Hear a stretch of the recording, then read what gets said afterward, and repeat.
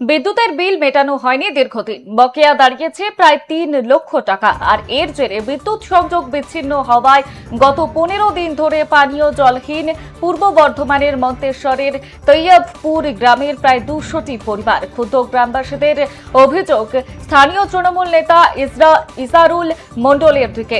বাসিন্দাদের দাবি, সজল ধারা প্রকল্পের রক্ষণাবেক্ষণের জন্য প্রতিটি পরিবার থেকে প্রতি মাসে ৪০ টাকা করে সংগ্রহ করা হতো।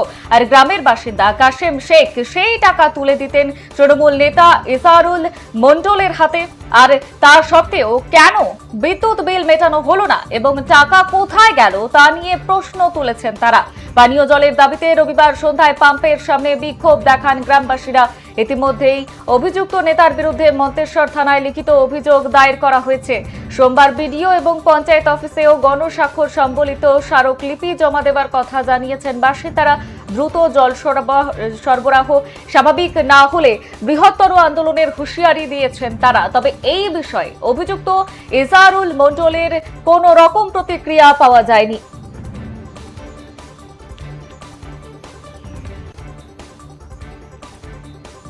বিদ্যুতের বিল বকেয়া ১৫ দিন ধরে বন্ধ সজল ধারা। তৃণমূল নেতার বিরুদ্ধে টাকা আত্মসাতের অভিযোগ, সরব জলহীন ২০০ পরিবার। এ বিষয়ে বিস্তারিত জানবো। আমাদের সঙ্গে এই মুহূর্তে টেলিফোন লাইনে রয়েছে আমাদের প্রতিনিধি কল্যাণ দত্ত। কল্যাণ, ঠিকই অভিযোগ উঠছে কল্যাণ, যোগাযোগ বিচ্ছিন্ন হয়েছে কোনোভাবে। তার আগে আপনাদের জানিয়ে রাখি, এই মুহূর্তে আমাদের নজর রয়েছে মন্তেশ্বরের দিকে। যেমনটা জানাচ্ছিলাম, বিদ্যুতের বিল বকেয়া ১৫ দিন ধরে বন্ধ সজল ধারা। তৃণমূল নেতার বিরুদ্ধে টাকা আত্মসাতের অভিযোগ উঠছে। সরব হয়েছে ইতিমধ্যে এই গোটা ঘটনায় সরব হয়েছে জলহীন ২০০ পরিবার। বিদ্যুতের বিল মেটানো হয়নি দীর্ঘদিন ধরে, আর বকেয়া দাঁড়িয়েছে প্রায় ৩ লক্ষ টাকা। এর জেরে বিদ্যুৎ সংযোগ বিচ্ছিন্ন হওয়ায় গত ১৫ দিন ধরে পানীয় জলহীন পূর্ব বর্ধমানের মন্তেশ্বরের তৈয়বপুর গ্রামের প্রায় ২০০টি পরিবার। আমরা আবারও যোগাযোগ করতে সক্ষম হয়েছি। আমাদের প্রতিনিধি টেলিফোন লাইনে রয়েছে কল্যাণ দত্ত। কল্যাণ, ঠিক কি অভিযোগ উঠে আসছে? হ্যাঁ, তাকে বলতে যেটা জানিয়ে রাখবো যে পূর্ব বর্ধমান জেলার মন্তেশ্বর থানার অন্তর্গত মামুদপুর যে ১ নম্বর গ্রাম পঞ্চায়েত, সেই ১ নম্বর গ্রাম পঞ্চায়েতের তৈয়বপুর যে গ্রাম, সেই গ্রামে কিন্তু দীর্ঘদিন ধরে পানীয় জলের তীব্র সংকট, এবং যার জন্য কিন্তু মানুষ ভুগছেন। সেখানকার প্রায় ২০০টি পরিবার কিন্তু এই তীব্র জল সংকটে ভুগছেন। এটা অভিযোগ যে সজল ধারা প্রকল্পের বিদ্যুৎ সংযোগ বিচ্ছিন্ন হয়ে যাওয়ার গত ১৫ দিন ধরে জল সরবরাহ কিন্তু সম্পূর্ণ বন্ধ রয়েছে।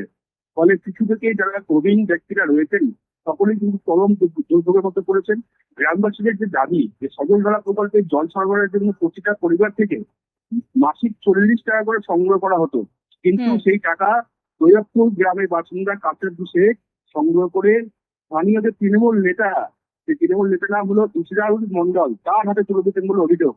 গ্রামবাসীদের আরো অভিযোগ, দীর্ঘদিন ধরে বিদ্যুতের বিল পরিশোধ না করায় প্রায় ৩ লক্ষ টাকা বকেয়া হয়ে যায়। এর ফলে কিন্তু বিদ্যুৎ দপ্তর সেই সজল ধারা প্রকল্পের বিদ্যুৎ সংযোগ বিচ্ছিন্ন করে দেয়, যার ফলে কিন্তু এই বিক্ষোভ। এবং তারা জানিয়েছে যে স্থানীয় যে ভিডিও, সেই ভিডিওতে তারা কিন্তু আজকে সোমবার তার ভিডিও দরবারে যাবেন এবং সজল ধারা প্রকল্পের যেসব আধিকারিকরা আছেন তাদের দরবারে গিয়ে তারা কিন্তু বিক্ষোভ দেখাবেন।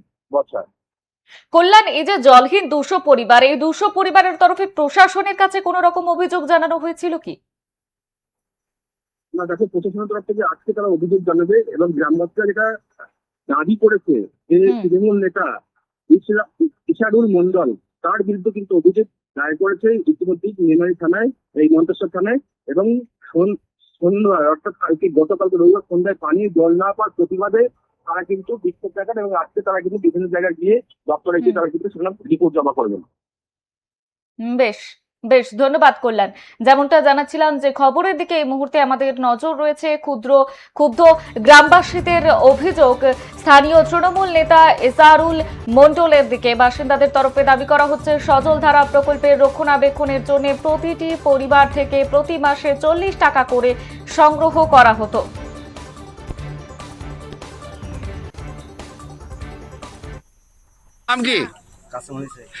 বলছি, আমাকে ধরুন মাইনের সিস্টেমে কাজ রেখেছে।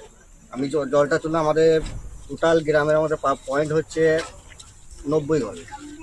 90 ঘরের মধ্যে পয়সাটা তোলা হতো 40 টাকা করে। এবার এখান থেকে আমাকে তার মধ্যে থেকে মানে তৈপুর বারাপুর মিলিয়ে 4,000 টাকা মাইনে দিত। বলতে কে? ইসারুল ছিল এখন কোন দলে? তৃণমূল দলে, আচ্ছা, টিএমসি তারপর? দলে ছিল। ও ছিল ওই দায়িত্বটা আমাকে দিয়েছে। তারপর আমাকে মাইনেটা দিয়ে 5,000 টাকা করে দিয়ে দিত। এবার ওই ইলেকট্রিক বিল দিয়ে নিয়ে সেটা আমি জানি না, আমি মাইনে দিতাম, কাজ করতাম। আমার বলতে ইলেকট্রিক বিলের কারণে লাইনটা কেটে দেওয়া হয়েছে এখন। এখানে আমি ধরুন হচ্ছে মাইনের সিস্টেম কাজ করি, আমার যতদূর করে আমি থানায় জানিয়েছি, অভিযোগ জানিয়েছি, পঞ্চায়েতও দরখাস্ত দেবো। আমি যার বিরুদ্ধে কাজ করতাম ইসারুলের বিরুদ্ধে আমি, হ্যাঁ মাইনে বাকি নেই। কিন্তু ইলেকট্রিক বিল বাকি আছে। কত টাকা ইলেকট্রিক বিল এসেছিল? মোটামুটি 3 লাখ টাকার মতন এসছে। 3 লাখ টাকা বিল বাকি আছে। এবার আমি সমস্ত আমি 1.5 বছর চালিয়েছি টোটাল। এটা ধরুন জবে থেকে এসছে, তখন অন্যজনা কাজ করতো, আমি 1.5 বছর চালিয়েছি। পঞ্চায়েতে জানিয়েছেন? ওনারা কি বললেন? পঞ্চায়েত কাকে জানিয়েছেন? দরখাস্ত দিয়েছি পঞ্চায়েতে।